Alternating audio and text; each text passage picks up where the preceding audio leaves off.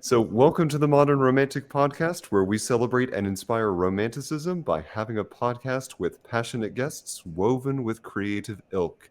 Hello, my name is Trey, and you can find me at OrpheTunes on most social media platforms. I am joined by my co host, Emily. Hi, Emily. Hi, and you can find me online at Emily Kramer Art. Kramer with a Uh, K. We are so excited to be talking to an incredible guest this evening. I don't want to deny her anymore. Emily, would you introduce our lovely guest this evening? Of course I would. I'm super excited to dive in today. We have a fascinating bronze sculptor on. You might know her work from her Lucille Ball sculpture. She's done work of Fred, or I'm sorry, Frank Sinatra. Frank Sinatra. I'm so sorry. Frank Sinatra. She's got there's all kinds, and I can't wait to show you, and we're going to do that tonight. So welcome, Carolyn Palmer. I'm so sorry. It's funny, don't worry. I did it twice. It's so That's horrible. all right. That's all right. What's wrong? Okay, thank you so much for coming on the show. I'm so glad you're here. Thank you so much for inviting me. It's really wonderful. Thanks. I was just saying there should be more shows like this out there. You guys are doing a beautiful service to humanity. It's a lovely show. Thank you so much. That's amazing to hear. Trey's grinning, and it's so wonderful to hear that, especially from someone like you. We really do appreciate that. Oh, thank you. We're gonna smile the rest of the night now. So I want to dive in by showing our audience a little bit of what you do so that we can kind of give them an overview, because I bet a lot of people don't know or realize what you do, and I want to a lot. Sometimes that's better showing them. So we'll do that quick here. Let me pull up. I've got a little slideshow, and we can kind of talk about it a little bit as we go, but we'll just sort of breeze through it. Here we go. So this first one is you with Frank Sinatra. Yes, very good. There's Frank. He's that particular photo was installation day, and we had just put him up there on his perch, and I actually made that lamppost because Oh, yeah, the city was having issues with leaning him against a lamppost, and so I said, "Don't worry, I'll just make a lamppost and lean him against it." So there he is with the backdrop of Manhattan. He's there in Hoboken, New Jersey, where he was born and raised up to a certain age and then left. But so that was on his birthday, December 12th of 2 years ago. okay, cool. So if next time you're in Manhattan or New Jersey, you can go see Yeah. that for real in person. Yes. So then we have you. Sorry, I didn't mean to skip past that. Ta-da! It's Carolyn. And then this is Pope Benedict, right? Yes, he just recently passed on, and that was for St. Patrick's Cathedral. I have four of my popes permanently installed in St. Patrick's Cathedral in New York City, Manhattan. And there's two sculptures. They used to be the living popes until he passed. On the left side, it's Pope Francis, Pope Benedict the 16th, and then on the other side are the two saints, Pope John Paul the second and Pope Paul the sixth. And all four of them visited St. Patrick's Cathedral, and that's how they invited me or commissioned me to make all four in honor of the ones that visited the cathedral. Very cool. The detail on that chain is pretty amazing. He's wearing a chain with a cross on it, and Each cross I really researched, because if you research each pope, you'll see that they wear one cross more than the others. You know, it's their papal cross. So each one has oh, very strong detail. Oh, tell us about someone's asking, tell us about the reaction when they were presented, installed. Oh, thank you. One thing that I always enjoy is being a fly on the wall. I never say, "Oh, I'm the sculptor," because no one would believe a little blonde would do these things. So Oh. no, they just don't. I mean, it's funny. Actually, I tried it once and said, "Hey, I did those." Yeah, yeah, yeah, right. But it's kind of a reaction because everyone thinks a sculptor should be a strong, although person. But my hands are very strong. I actually am getting them injected lately because of the so much work on them. But I received a very, very nice reaction to them. It was lovely. People taking photos and pictures, and actually, that's in the documentary that's coming out of my work, showing the people really enjoying them. So thank you for asking, Yeah. Sandra. We'll talk about that documentary here soon too. Yeah. And this is one of your most famous pieces, if not the most, right? This is Lucille Ball. Oh, Lucielle Ball. Yeah, that was, I don't know if you know how that came about. Lucy was first sculpted by a fella who um, the people weren't happy with the product. They weren't, and Lucy is so loved by so many people. The poor guy was given actual death threats. It's ridiculous Oh how no. yeah, yeah. People respond so much to Lucille Ball because she is so loved and she brought such happiness to so many people that when they saw this sculpture of her, if you Google it, it's called the Scary Lucy. And so there was a fella in Jamestown, New York, who put on Facebook, we must take that statue down and we must hire a new sculptor to do it. So it went viral. And so hundreds, I guess thousands of people um, responded to this fella, Tom Mandalora, and then it went into a national competition. So out of 68 sculptors, I won this one, and then it made international news. It went all over. So the people were very happy with this. I'm happy with her, but I wish I had more time. They were under the gun to have it by her birthday on August 6th. So when you're under the gun, I don't have time to have a fresh eye. Like sometimes I'll work and work and work, and then you get away from something. I'm very pleased with many angles, but then there's certain angles I go, I would have done that different if I had more time. But just the perfectionism of a sculptor. Of course, yeah. Relatable.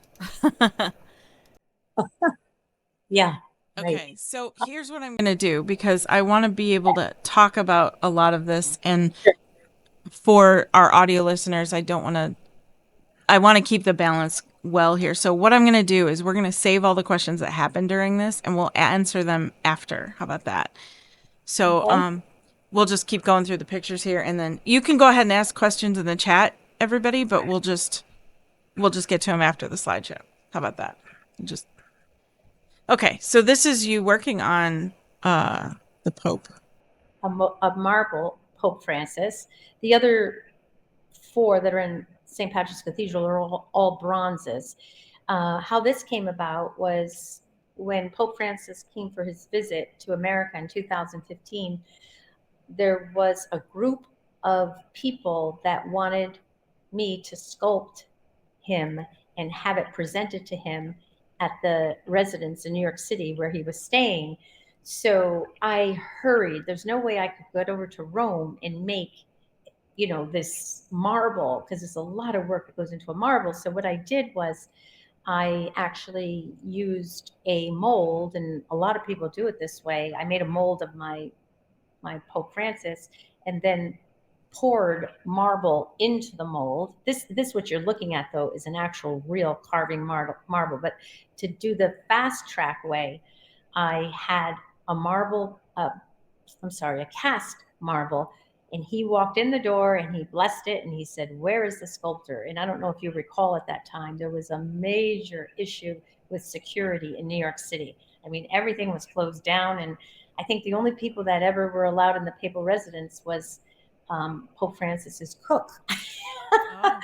So, but anyway, I didn't personally meet him, but he made so many wonderful comments, and everyone signed and wrote all a documentation of how he blessed it with a benediction, and so then here, the way this came about was there was God, I can't remember his name, but he was a higher up in the church, And he said, "This is the face of Pope Francis." And I said, "Well, let's bring it to the Vatican." And he said, "Get it in marble and we'll do that." Well, now I have a marble waiting in my other studio, and I'm on to other things right now. But that's a little story about this one. But what an experience that was over there in Carrara, Italy. I mean, that was, oh, it was so amazing. The Yeah. one thing I notice about this picture that to me is also so extremely cool is the background.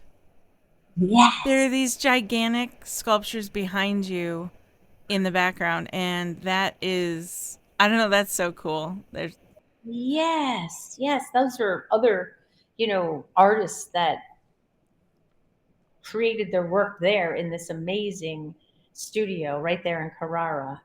They would pick out the blocks of marble and bring them in, and then other artisans and even Michelangelo. I mean, he had to have a lot of help and assistance when you make a David that huge within 2 years. But the master sculptor does all the details, and we actually show where everything has to be knocked off, and we use the tools, and we do a lot of it. But in this case, I had to have some assistance banging it for me, or my arms would have never made it. That photo is in my studio like 2 days before they were installed in St. Patrick's Cathedral. That was them sitting right in the. I know I have a friend who says, "Carolyn, you look like a a realtor selling." that is And I a said, cool photo though. "If you ever see me when I'm working, trust me, I look like a real artist." Oh, this here was a lovely night. I was chosen to be a judge for a Frank Sinatra singer, and it was a national competition. And this fellow, Kerry D'Angelo, was amazing, and he was the winner. So there we are in Okay. front of, Frank. That's great. Yeah. With the lantern lit up. And this is the back of Lucielle Ball. Yeah. I did a lot of work for the back, and most people just look at her face, but I did a lot of work to give her that kind of peacock pulling of her dress sideways. Yeah. I love it. Thank you. This is Oh, you. that was, yeah, I didn't know what photo you wanted for the. Oh, that's okay. I, This is Lucy in the winter. yeah, this fella is amazing, and I keep writing him, and he's a wonderful truck driver from upstate New York, and he stops and he takes these photos of my work and then shows me, and I keep saying, "Please, I'll pay you. Go take a bunch of them." Oh, I'll get to it, but he's sent some lovely photos because he really enjoys the sculpture, and he has captured her in all 4 seasons. Oh, So wow. yeah, So fun. What a yeah. cool fan to have. Yes. Yes, yes, yes. The one thing that I'm consistently struck by is just how, honestly, how lifelike these sculptures are and how much attention to detail there is. Um, it's like what my eye goes to is how realistic her dress looks with her pulling up the skirt and like it legitimately looks like she's just pulling up the side of her skirt a little bit. Um, it's just incredible. Thank you, Trey. And it's interesting how I did that. I hire models, and I have tons of photos. I mean, I give a documentary on myself, a PowerPoint presentation on how I go about to create, a piece like this. And I had a lovely model. She was around Lucy's height, and I had her in a dress I bought on Amazon, and I had her pull it sideways, and I took a lot of photos, and then worked from that. Yeah, it's very realistic. Trey and I both do costuming and some sewing. So that, Yeah. I mean, for us, that looks like if you didn't know it was bronze, it would look like fabric. Yeah, it's interesting because I'm glad that the foundry that I work with, they deal with some of the top pieces in the world, and they said one thing that they enjoy about my work, they can tell it's handmade, because today there's a lot of people that just go and get a dress and then they do some sort of, I don't know what they do with it, but it's something that they can do that then they can slap on material or something. But they said they can tell mine is not done that way. Huh. So I guess it's not too perfect. But I can see a dress made out of bronze foil coming. That's funny. Okay, so here's another of Frank Sinatra. A different Yeah, in the angle. back. Oh, I'm sorry. Yeah. What I use to make it flow out in the back is metal. Like I have a whole bunch of metal being pulled out, and I bent it and shaped it and then um, put it on. But there's a story behind that lamp also. I asked them to please leave it on 24/7. It doesn't cost much. It's like, maybe $2 a year. But the day we were installing it, the sculpture, it was a foggy day and it just looked so surreal to see that light, bright. And it's an orange light. And Frank Sinatra's favorite color is orange. So I thought this was all during the pandemic. People were scared. It was the beginning. And I thought, wow, it's almost like he's holding up a torch and he called orange his happy color. So, and his daughter loved that I incorporated that. Orange is a happy color. Yes, that was Frank's favorite. Oh, and this is you working on it.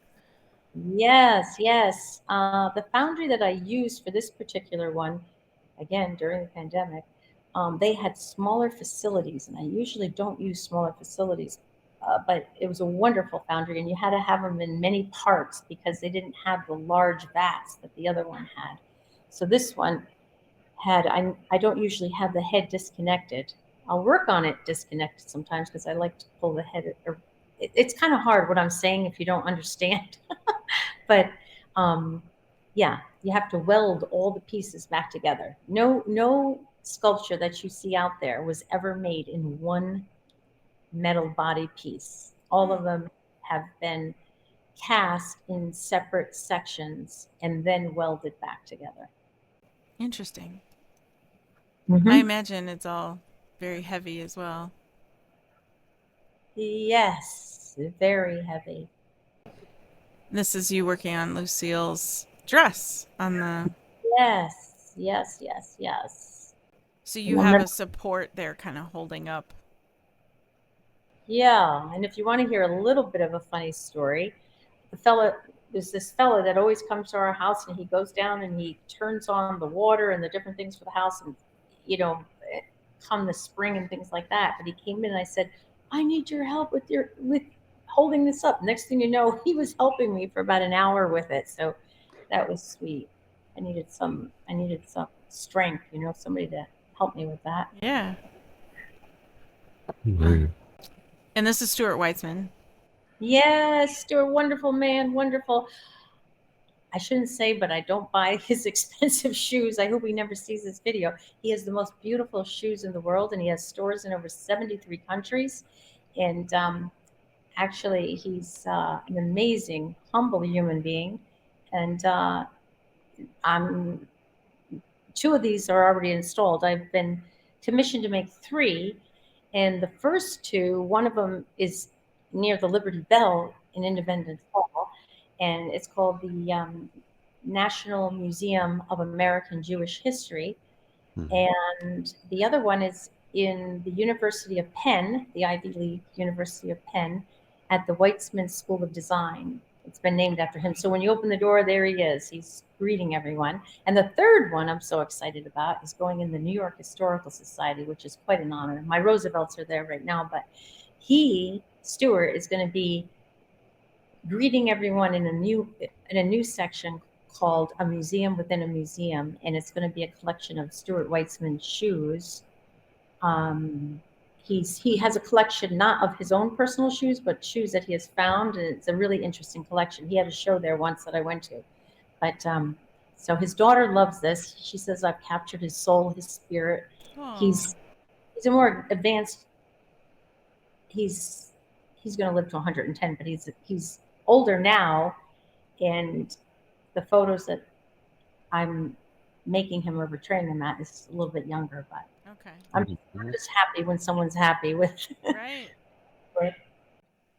Well, Stuart, if you are listening or watching, two things. Yes. We would love for you to gift Carolyn a pair of your shoes, and also come be on the show. We'd love to chat with Oh, you. he is a wonderful man. He's a wonderful person. He's incredible. I mean, for everything that he has done in the world, he's just a regular guy. He's not a bragger. You wouldn't, and he's just a good, sensitive, nice man. And that's what comes across in your sculpture as well. And that's really neat. You feel that in him. People say that when they see him. They say, I want to get to know him." And I wanted to portray him like confident, because he's confident, with his arms, and he's strong. Yeah. But he's got a beautiful, charismatic smile, and yeah. And this is Eleanor Roosevelt.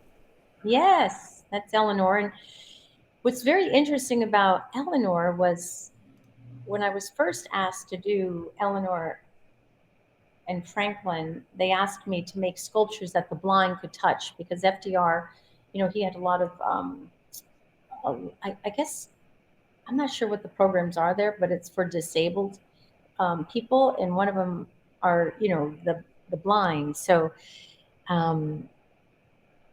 this helped me to become, I feel, a better sculptor, because when I was working on these pieces, I would close my eyes thinking, well, the blind's going to feel this. So it just made me open up to a whole nother dimension in feeling, and actually feeling, the physicality of the person.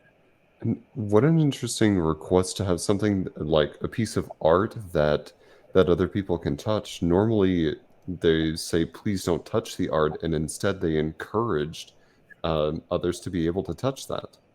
Exactly. I mean, it's such a gift, and it's such a unique beauty. And actually, the fellow who's doing my documentary, Jim Burns, he just brought a friend of mine who's legally blind, and they have him touching all the sculptures, and using his glass. I mean, he has a really strong glass, because he has a genetic disease where they think he's going to eventually not be able to see anything. But so that's in the documentary, of him touching and feeling the sculptures, and then he talks about his experience.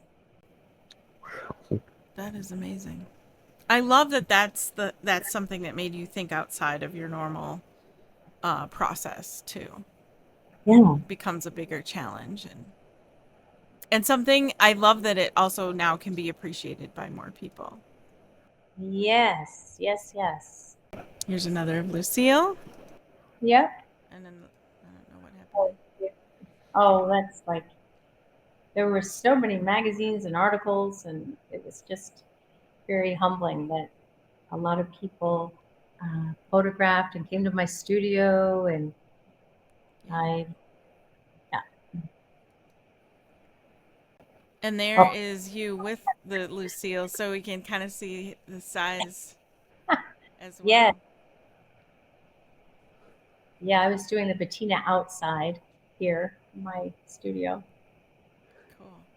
I have to say, from this angle, I don't know, she just kind of looks a little sassy, just kind of like doing a walk down the runway almost, with that kind of stance. I don't know. It was. Yeah. That was my intention. It's interesting. And that's why I say, when I go to Celeron and I watch the fans walking around her, or when I watch them walking up to her, very few walk around. And I'm like, hey, go around the back, see the side view,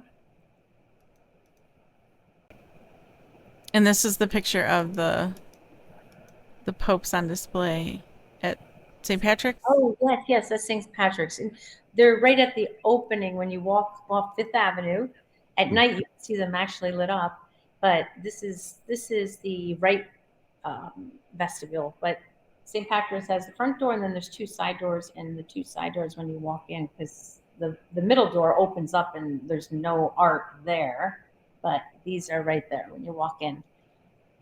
Cool. Oh, that's me getting my doctorate.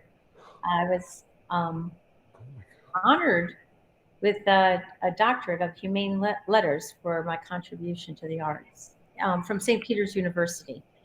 And they're the ones, I don't know if everyone recalls, if there's any sports fans, remember there was um, an upset in the whole collegiate world because they made it to I think it was the Final Four. Yeah, they did. And it was quite amazing. That is Yeah, very cool.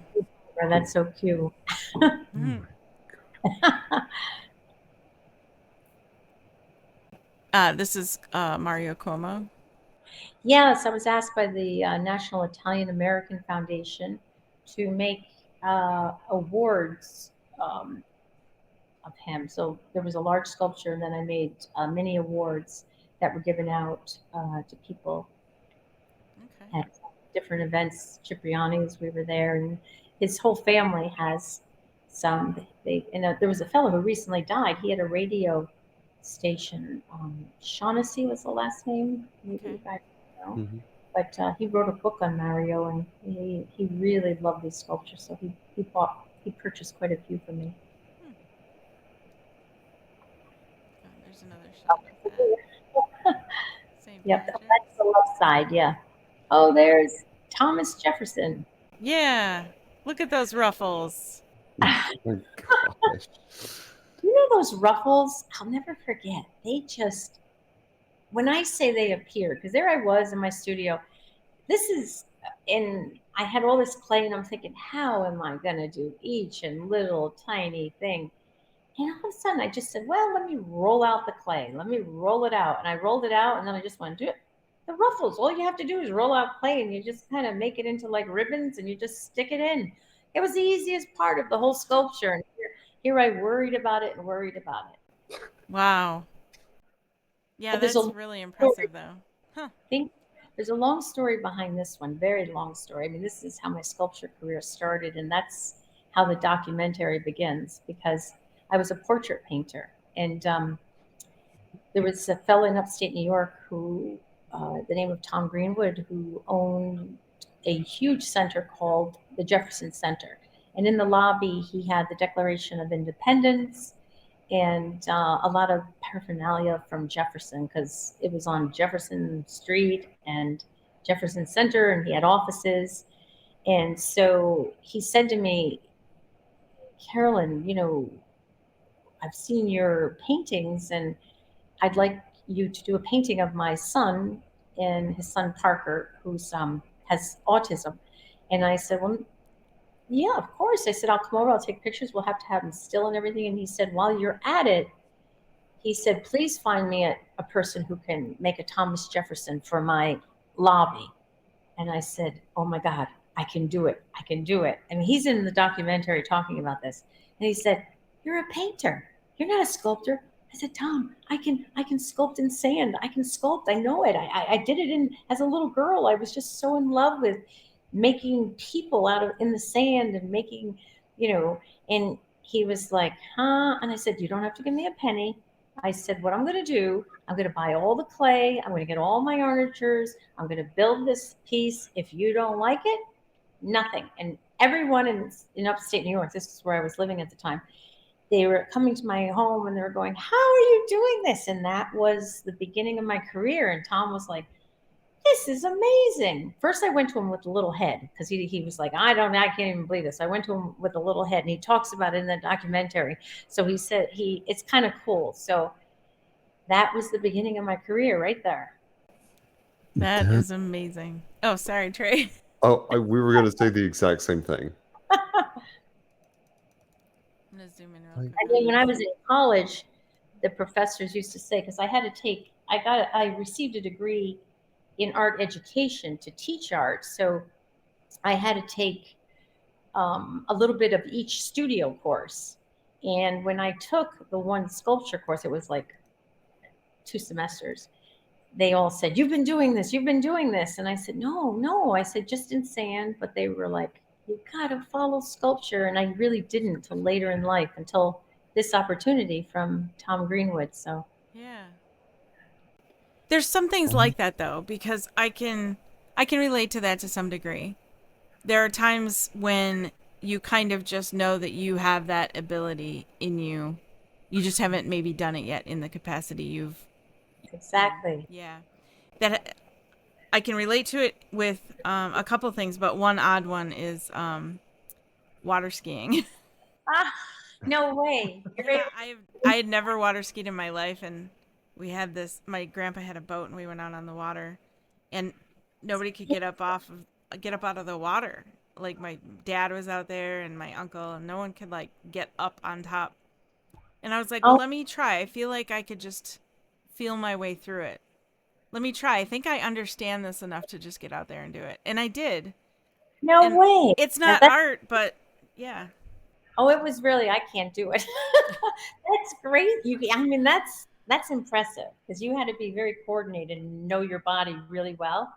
You have to have be kind of like an engineer, knowing the water and how they're pulling you and everything. Not. I mean, I'll be honest. It was 100% feeling. Yeah. I could just feel the force of the water and like feeling when the right time was to kind of like straighten my legs a little more. And yeah, I mean, Jeez, that's uh amazing. it wasn't a calm, comforting moment. I was pretty scared, but like I was like, no, I think I can do this, and I don't know. Wow. But yeah, I think with art, there are times when you have a mind to, oh, I can do this. Like the first time I made a corset, it was that same way too. Trey probably can relate to some degree as well. The Yeah. first time you made, what was it you A made? corset, Oh, like yeah. yeah. Body. The Mhm. Yeah, and those aren't easy, and nor are they. They're not a quick thing to make. That's funny. But yeah, if you can wrap your head around it, I think. Yeah. So I Uh, get it. I think someone that's absolutely true. someone is asking, has the sculpture work improved the painting you do? I gave up painting, although a little, just a little bit I do it, but not, but thank you for asking. That's a very good question because I bet it would improve my painting if I really started doing sculptures again. I mean, doing paintings because when you work in 3D, you really know it so well, so you probably would know the light better. Although painting, you're dealing with color and Yeah. yeah. But anyway, thank you for that question. So this next one, and we're almost done here, is the Wright brothers. Yeah, they that was interesting. I was asked to do this by a fellow who has an airport in the Stanford, Orlando, right in that area for the private planes that came in. He was a private pilot for Yanni. I don't know if you Oh guys remember. yeah. Yeah, Yes. yeah, yeah.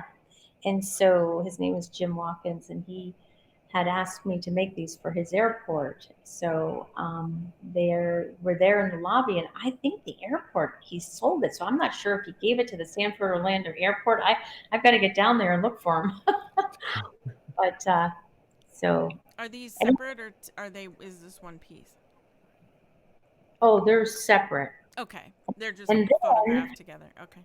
yeah, I have a very good friend who um, she said, I want to bring these to the Smithsonian. And I don't even mind talking about this now because it was a dream of a lifetime. I mean, they said they wanted them. The senior curator was like, we're going to bring them right here with their plane. So talk about, a career where you have the highs and the lows. But I mean, I'm very grateful for all the work that I do have. And, of course, you never get everything you set out to do, but back and forth letters, we're going to do it.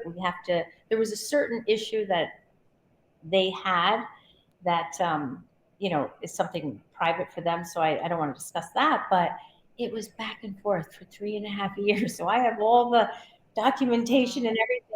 And then he retired, and now there's like, well, we have to. There's an issue there, and it's very political, and it's something that maybe they'll go in though one day. Maybe they will. It's Crossing it's something fingers. with another government. That's all I'm going to give you a hint Huh. on because it's happened before in life where um, actually it's happened in the White House when people are given gifts and it's given by another another country or something, and then let's continue. I don't want to discuss it Okay, because that's fine. Okay. we're on public here, but Totally understand. Yeah, that's the last one.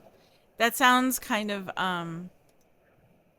that's all very fascinating. And we have a couple questions from the audience that happened during this. I want to make sure that one thing was if these are available on your website to view. And yeah, absolutely. I wanted to bring that up to everyone is there are these and more on Carolyn's website and social media. So I suggest you go follow her and check out those.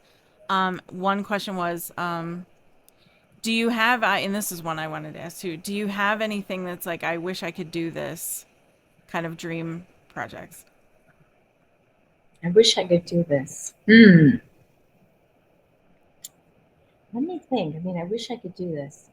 Um, there were dream projects that came on my plate on some, but I wish I could do this.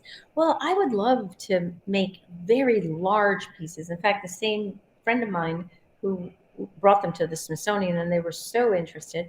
She wants to bring two huge Wright brothers to Dubai and have large pieces. And I have now the foundry that can make huge pieces and can enlarge mine. So I think Wow.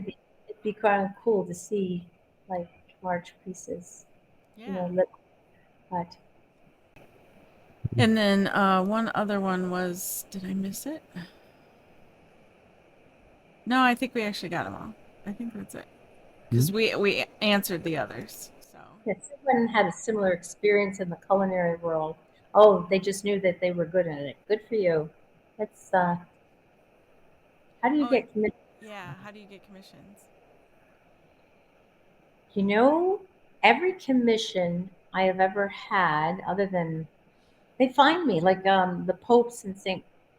Patrick's. What happened there was actually for Frank Sinatra. I was on covers of magazines. Like there's a lot of magazines that they put me on covers and newspapers, and then people found me through that. Okay, that makes sense.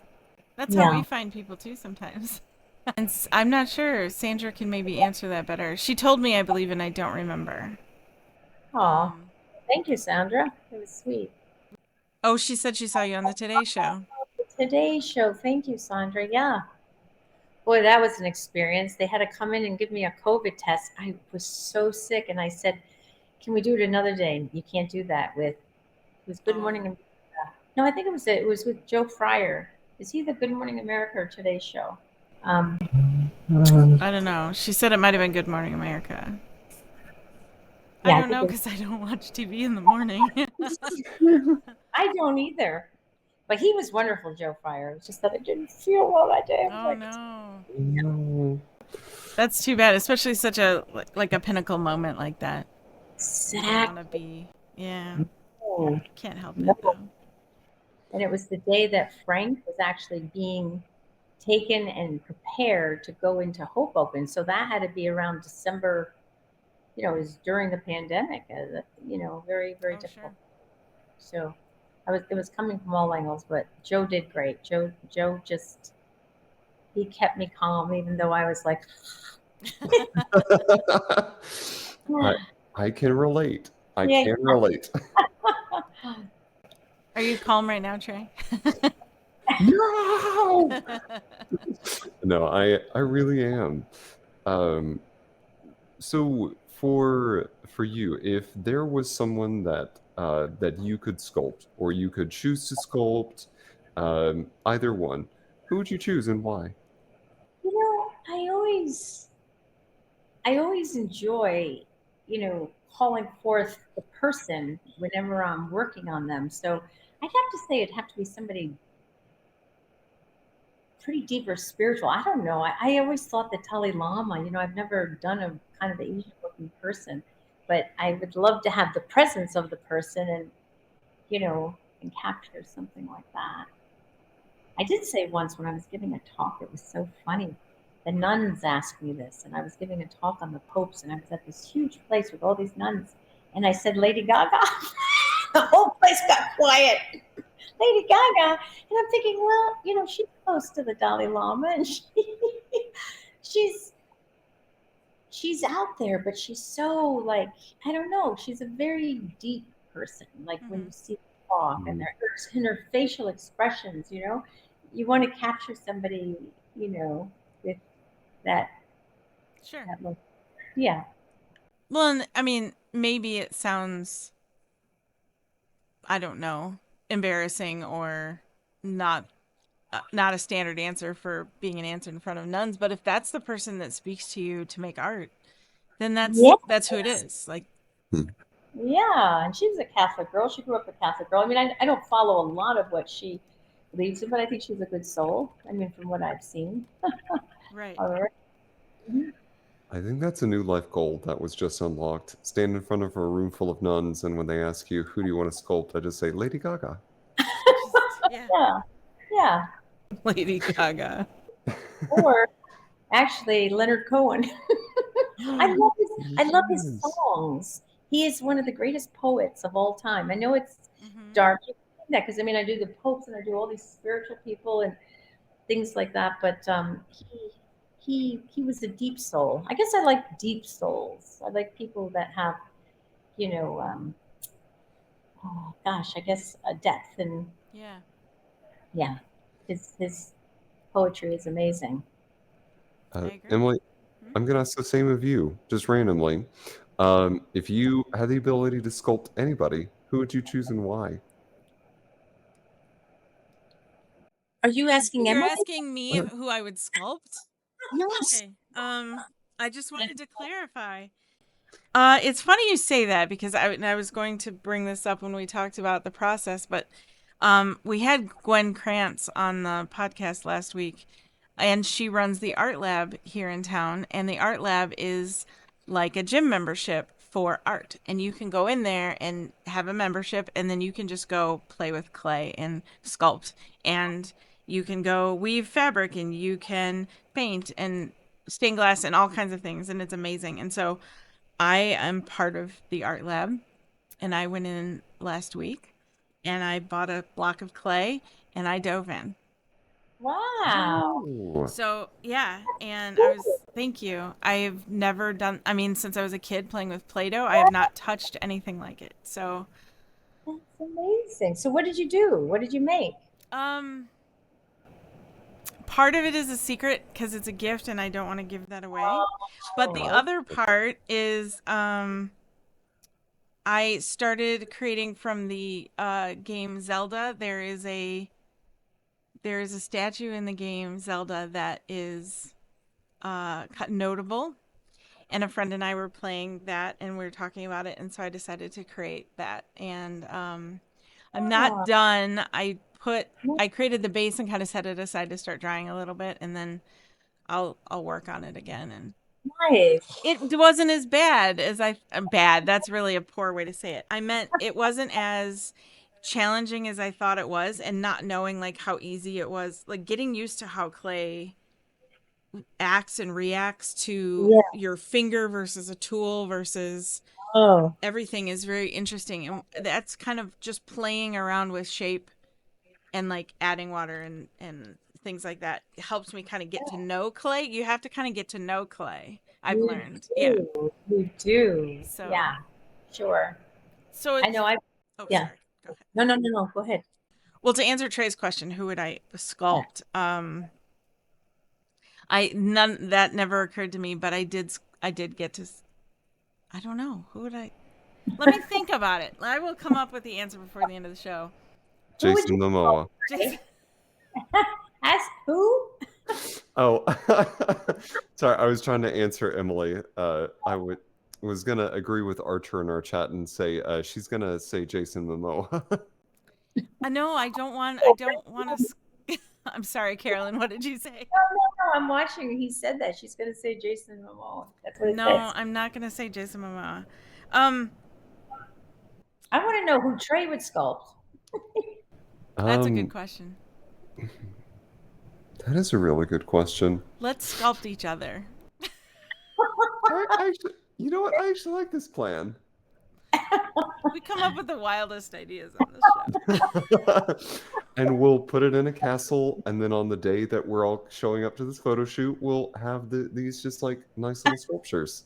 Right. Yeah, it's a great idea. And then if we do it right, we can make clothes for them. Like, because we do sewing. That would be cool. I love this. That's a great idea. Okay, we have sidetracked, but I love this so much. I love this so much. I really want to hear about the process that you go through, Carolyn. Yes. Let's do that. Oh gosh, I know. Someone asked on here, when creating, do you take a picture, build a clay, then create the bronze? Can you describe it? Okay. So when creating, like say Lucielle Ball, I went on CBS and purchased Here. a lot of I purchased a lot of, her shows. And one of the most difficult things was not watching the show and listening to it. So I had to turn the sound down because it was making me laugh so much. It was hard for me to actually get into the visuals. So what I did was I blew up photos of her. I had the sound off and I have huge cameras in here, or I'm sorry, used monitors. And so you get into the mood of who she is, her personality, and then what you do, every sculptor does, is we build what's called an armature. And an armature is actually like, think of a skeleton of a body. You build it out of metals, and then once you have it in metals, my process, I mean, and you can do it many different ways, but my process is foam. I just build up foam, foam, foam, foam, foam. And then once the foam's up, I carve the foam down because this makes it much lighter. And then I start using the French clays. I use La Boutouche French clay, which is very expensive. And that's why I like a lot of filler underneath, because really what you're making is a model so that you can make a mold from the model. So no one goes and like takes metal and, builds a person who looks like a person. I mean, you can do abstract in metals and, do all that. But so anyway, so you make your original piece out of clay, or if someone likes to do wax, you have a medium where you make your piece. And then once you make your piece, you create a mold from that piece. So you start painting on silicone rubber, which is very flexible. And then you put another mold on it called a mother mold. The reason they call it a mother mold is it supports the rubber underneath.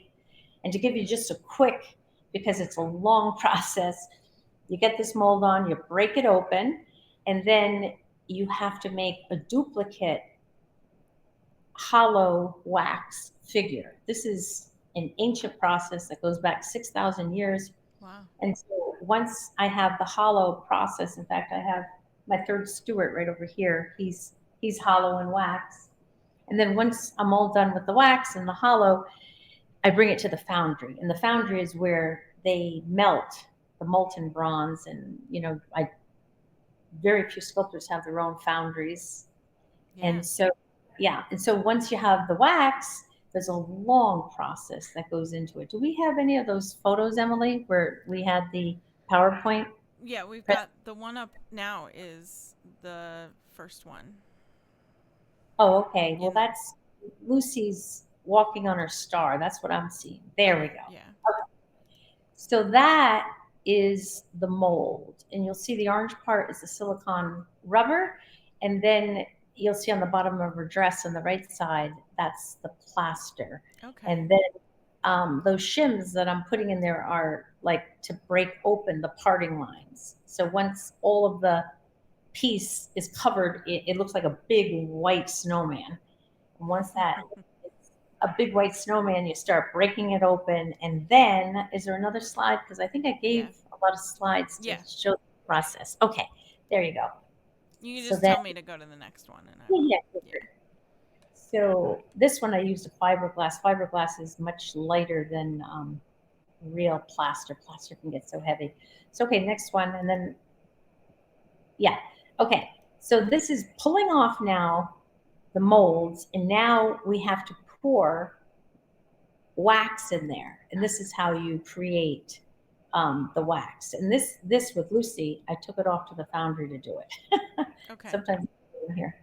But You can see the layers here. That's cool. yeah, Okay. Lucy's dress, and there is the beginning of the hollow wax duplicate. So you put the wax in there, you can see Lucy's head, and Yeah. then what?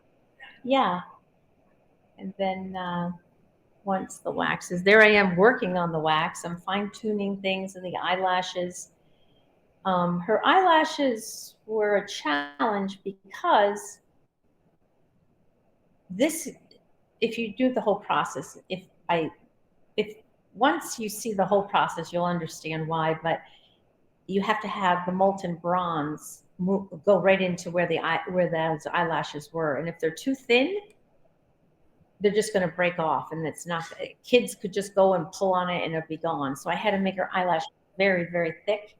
And when I see Lucy in Celeron, and people have taken pictures of her with the zenith of the sun above her head, you know how if your eyelashes are real long, it covers her eyes. So I always cry when I see those photos. I'm like, no, don't take pictures of her at the zenith of the sun. But I had to make the eyelashes big so nobody could just break them off. That makes sense.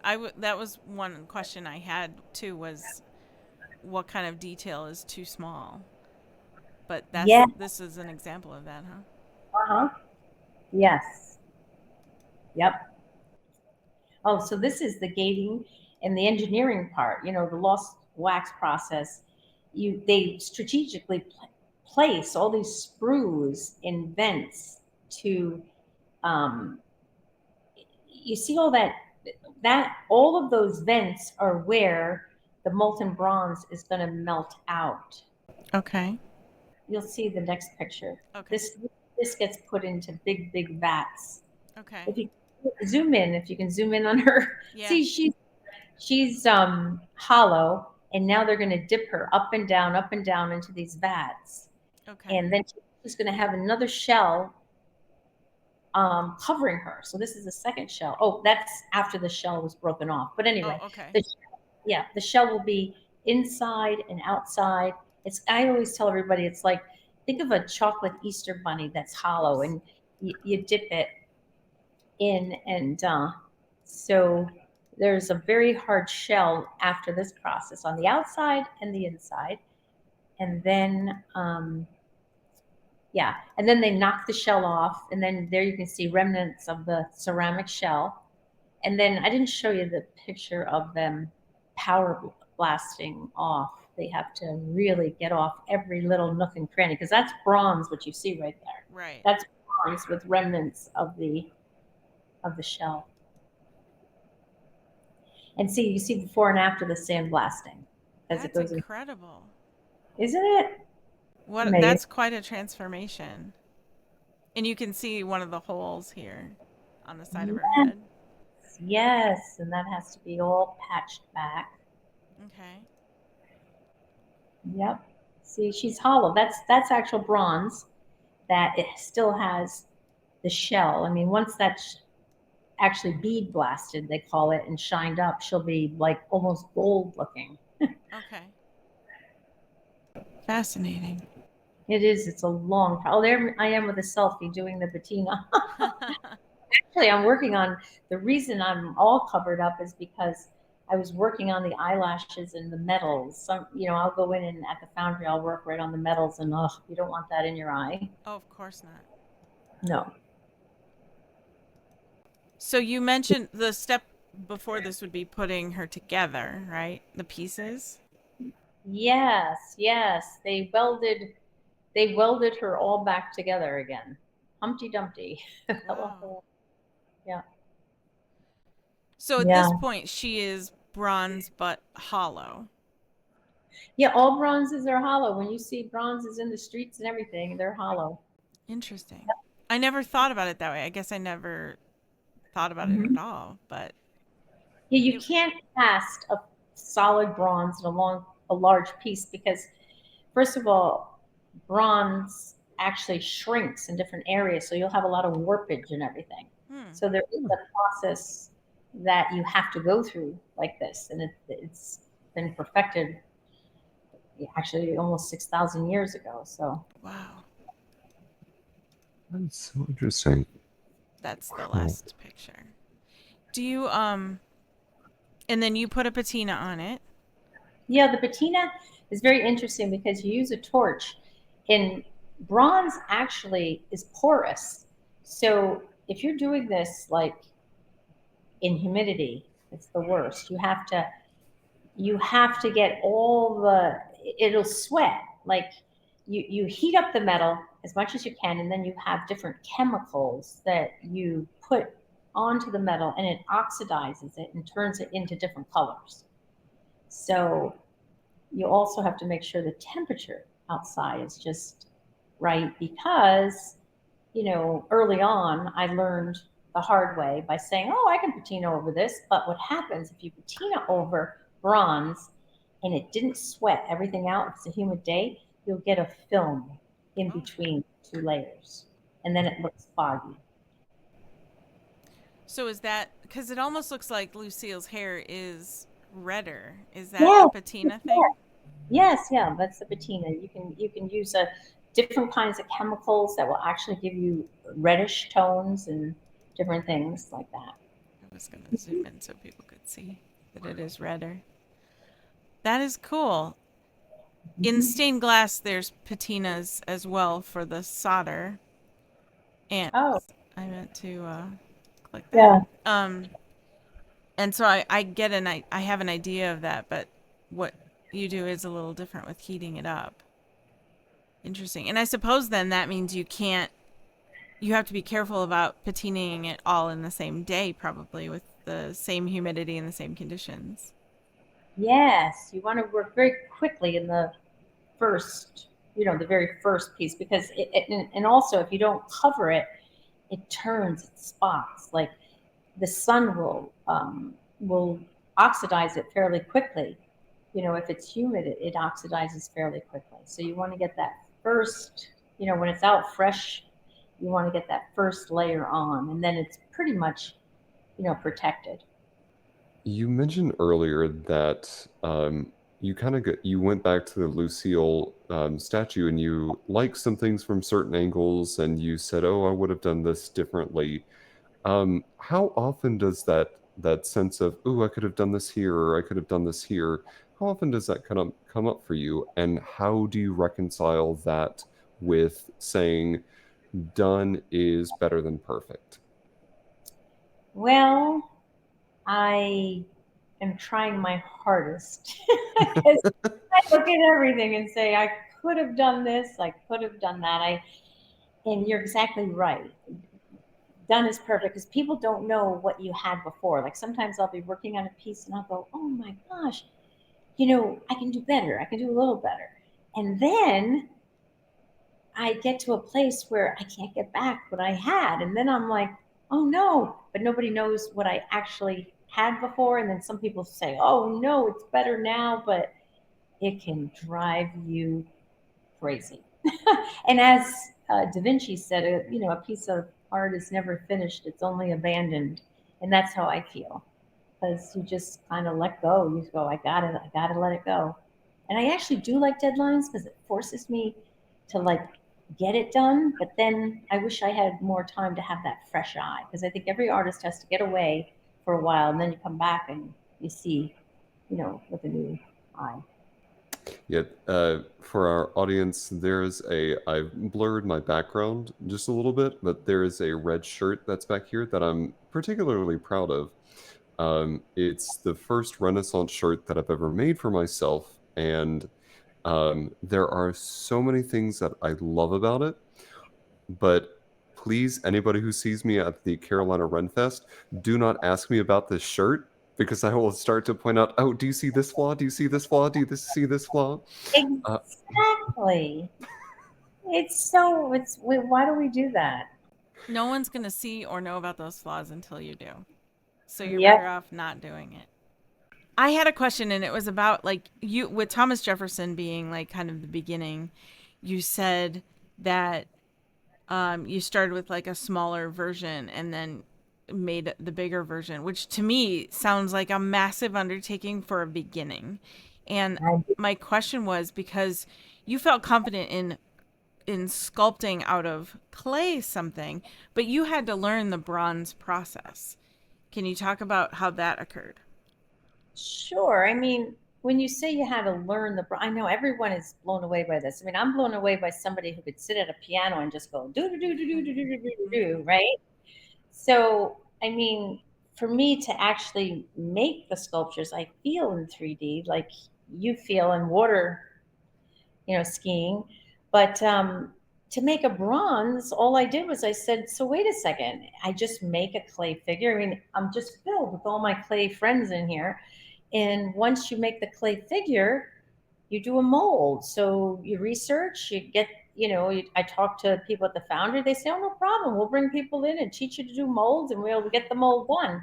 So they come in, they do the molds. And once you do the molds, you do the lost wax. And the foundry, I mean, I'm definitely a micromanager, but thank God, I think they still love me. They're always, yay, we hug when I get there. But I oversee a lot of my stuff a little too much, like when they're working on it, because when you're doing people, you have to have everything. Bless you. Did you sneeze, Trey? Bless you. I thought he sneezed. I But thought so anyway, too. So sorry. no. You're crying? No. But so anyway, so I go into the foundry a lot, and I just want to make sure that every little piece is the way I made my original, because Stuart Weitzman's shoes. I don't want Stuart listening to this, but just now when they did the casting and they're like, don't worry. I mean, this is the top foundry. But I'm noticing some, you know, the casting didn't come out quite perfect. And they said, no, it's just the shoe. But if that happened anywhere near the face, I would say no, reject, reject, reject. But it's just the heel of the shoe. The casting didn't come out quite exact, and you just fill it. They can just fill it. Oh, okay. But with all kind of metal and everything, and so yeah. So I mean, the part I guess that's the big undertaking that people find unique, watching me just build this thing and all of a sudden putting the clay on it and making the person. But yeah, Okay. I mean, the foundry, they basically turn the piece into, yeah, every sculptor uses a foundry and they create their art from the mold, because the mold holds all of the, all the detail. Right. The mold has all the detail. So as long as I make sure my molds are done perfect, um, we'll be okay, unless it's a bad casting. It's fascinating too because for something you said was a 60 or 6,000-year-old method is something we're still doing today. So there's this foundry that still does this today, and Yeah. so it's bronze sculpting can't be that common, I'm assuming.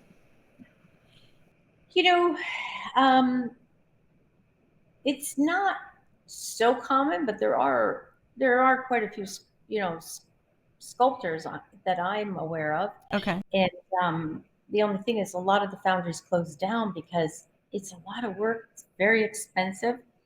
I mean, if I were ever to tell you what one of these pieces cost alone just to cast, and so yeah, so there's not a lot of sculptors, but they're out there. But there's not a lot of foundries. Yeah. That's yeah. But the one I go to, oh my goodness, it's like you see Meryl Streep's husband there. He's a sculptor. Oh. And yeah, yeah, they met in Yale, and he does beautiful, very contemporary work. And that's another thing, this foundry, they'll do contemporary work, and I say, yeah, well, just not it's gorgeous contemporary, but when you're dealing with faces, if one little eyebrow looks off, you can change a person's entire personality. And that's why I do all my patinas, because you get a little dark in the wrong way, you can make someone look angry. No, Yeah. yeah. Do you do like all commissions, or have you done work for just you? I know I don't. I just do commissions. In fact, Okay. I just spoke with a very dear friend of mine today, and I remember back in the day when I said to him, we were in Wegmans store, and I said, Dan, I want to sculpt. I want to sculpt, but I just don't want to do it in vain and just sit there and not bring any happiness to anybody, or not, like, you know, And so I said, please, let's just say a prayer that I can do a sculpture that somebody loves. And boy, did our prayer ever get answered. I would say. Yeah.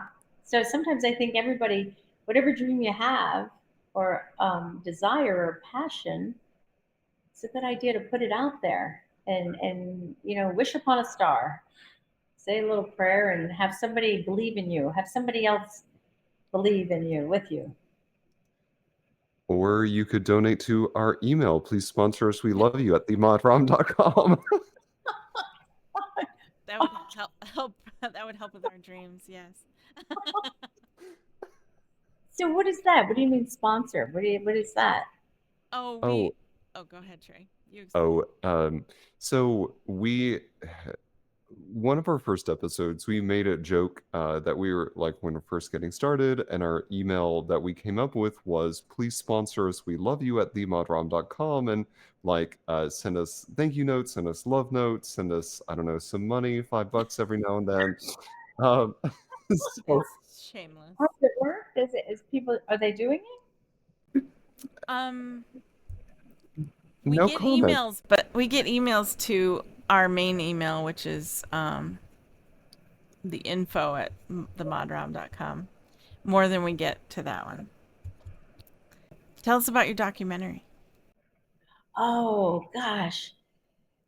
This fella approached me, Jim Burns, and he did a documentary on Van Heusen, who was Frank Sinatra's very close friend and wrote a lot of his songs. He won a lot of awards for his songs.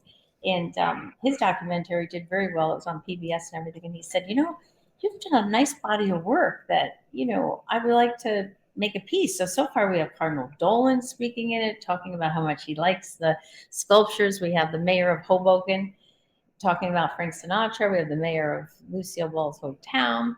We have Stuart Weitzman. He's in there talking.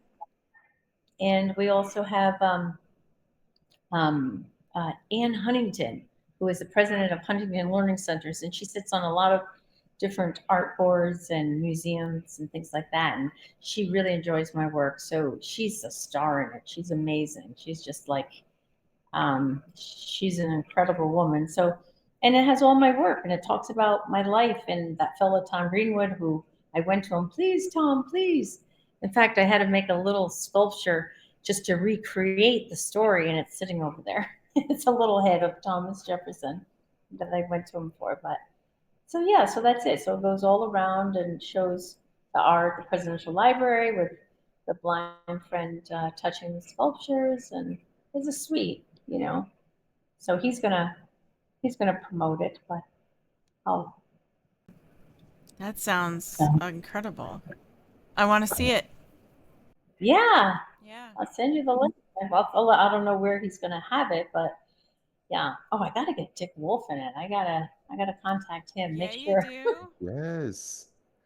Yeah, you I do. wanted to deliver his sculpture to him, but it's a very heavy sculpture, but I'm going to end up mailing it. But I hear he's making a special alcove. I sent him photos of it, and he loves it. So I'm very happy about that. From Law and Order. I imagine shipping such a thing is quite a process. Yes, yes. And you want to make sure. I mean, with bronze, you can't really dent unless you really just drop it like off a building, But yeah. My question before we wrap here is I'm sure that there is someone sitting at home who has a mold of clay in their hands and they're wanting to get inspired. What piece of advice do you have for them? Oh my gosh, I would say if they want to do a person, to think of a person that they would like to bring into their field, somebody that they really enjoy or they're inspired by. And then actually, you can go online there's a lot of great online videos that will show you even how to get started with the head and, how to measure, where the eyes and the nose are and everything. And just go to town. Just teach yourself that. And it's more about I think it's more about the joy and feeling like you can do it, just having confidence. Don't lose faith. Even if you have a piece and you're, I had a friend once who I was trying to teach a little bit about it. And I remember when he came to me, I'm thinking, uh-oh, but I kept saying, if you look at this and look at this, and all of a sudden he started doing these beautiful pieces. So you need someone to encourage you. If it's not yourself, find a good friend who will believe in you. That you can do it. Emily, I encourage you. You can do anything you set your mind to. Thank you.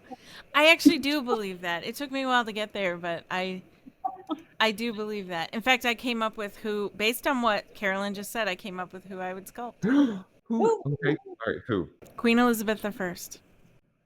Oh. Okay. Wow. And why? Well, you said, it's somebody who speaks to me as far as their bravery and their vision, and I don't know. I've always really looked up to her in history, and like she's the one person I always say, who would you have lunch with if you could have lunch with anybody?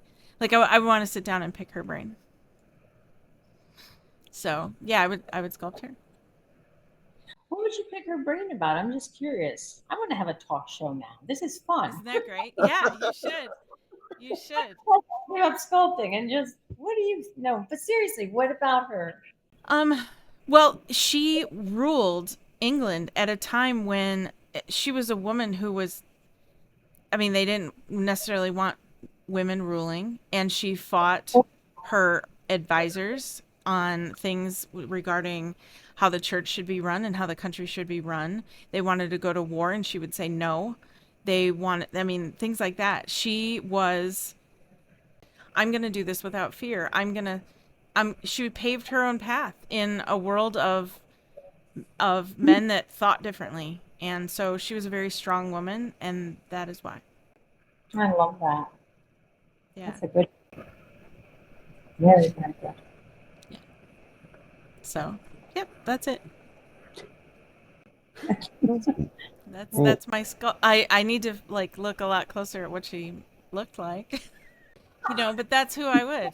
But I think it would be cool because I could also, I love the fashion from that time too, like that kind of Elizabethan fashion. So I would sculpt the whole thing, like the dress and the details and the little.